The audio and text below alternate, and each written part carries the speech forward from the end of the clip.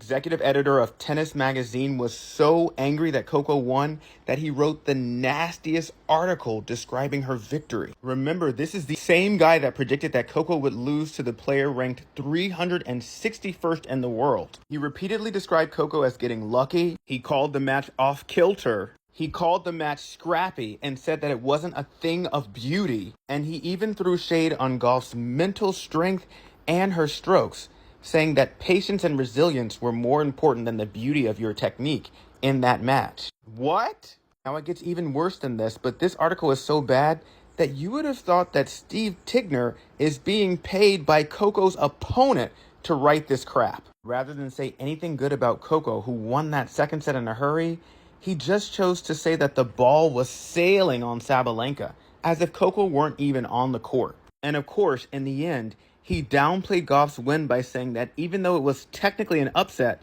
it wasn't even a surprise. Now again, this is the same guy who said that she'd be losing to number 361 in the world because her game was evenly matched. He refuses to say the truth.